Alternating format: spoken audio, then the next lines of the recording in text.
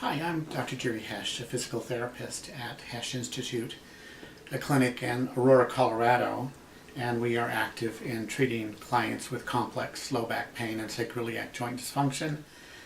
We also have home study programs for clinicians and also teach workshops. And today's topic is self-treatment for sacral torsion.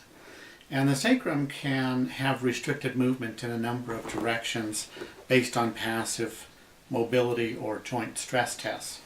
And the sacrum can have limited forward bending, limited backward bending, limited left and right rotation, and then a complex pattern called sacral torsion, which you don't really have to understand it at this stage of the conversation, but it's basically a rotation and a side bending, and it basically occurs along an oblique axis, this being the left one because the top starts on the left, and also a right oblique axis. And so this video is for clients who are under the care of a healthcare practitioner who has diagnosed them with having a sacral torsion pattern. And this is a self-treatment method, which we will get to shortly. Sacrum can also have restriction in terms of inferior glide and also in terms of left and right side bending. And I am cautious to describe this as a reduction in motion rather than a movement inside the sacroiliac joint. There's been some research on sacroiliac movement, and it has revealed that movement even in symptomatic individuals is very, very small, on the order of less than 2 millimeters of glide and 2 degrees of rotation. And there have not been any studies on this entity that we name sacral torsion. And it could be the nervous system, and it could be a muscle holding pattern restricting movement, and it might be that our treatments involve interacting with the nervous system much more so than actually moving one bone, the sacrum, in relationship to the ilium. And that's what the research is telling us as of today. I have a 300-page book I've written on SIJD, and I have a book chapter in this book. Certainly have writings on my webpage, heschinstitute.com, and that's spelled H-E, S like Sam, C-H, Institute, and the same thing on YouTube, a couple hundred videos there. And this is a chapter from the book Dynamic Body by Eric Dalton, and this is my chapter titled Sacral Torsion, a New Approach on an Old Problem, to an Old Problem. And it's 44 pages, which is a rather long chapter, and it's 147 scientific references. So, when I have finished evaluating a client and taking their history and taking a close look at their lower extremities, their hip joints, their lumbar spine, and I start to focus on the pelvis and movement of the pelvis, I have the client then sitting, just sitting upright, and I will do a joint stress test on the upper part of the sacrum on the left, and then on the right, and then right lower quadrant and left lower quadrant.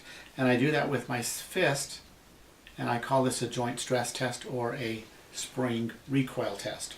And if motion is blocked in one quadrant, that quadrant will also be prominent or more posterior towards me.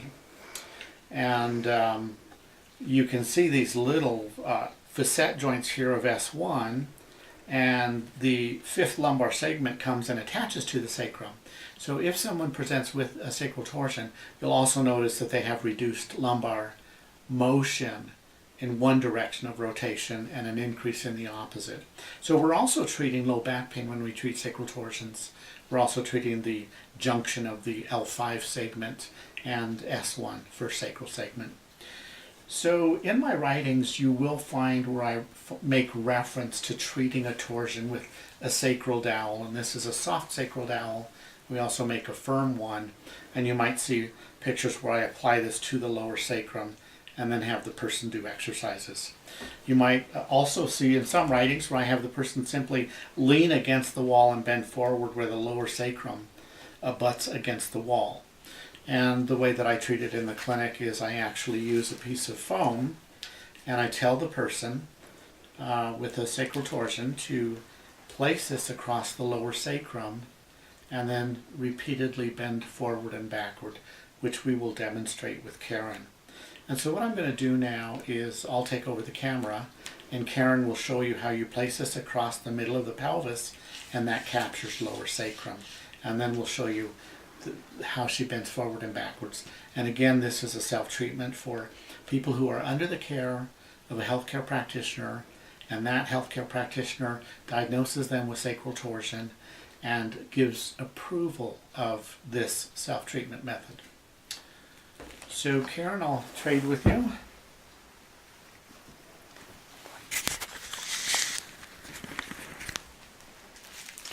And so she's placing that horizontally across the middle of her pelvis, and that captures the lower sacrum, and then she stands up against the wall.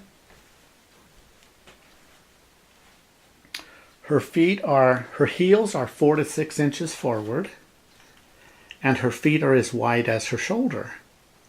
And what I tell the client to do then is touch the wall with their shoulder blades and gently and slowly bend forward so that their nose is over the toes, and then bend backwards and repeat this 30 times.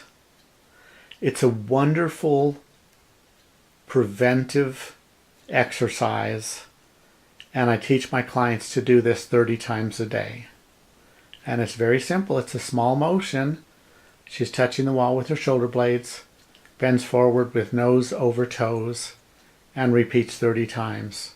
And that is the self-treatment technique that I've developed, and you may find other methods on YouTube, but I find the others to be a little bit more complicated, and I find this to be very straightforward.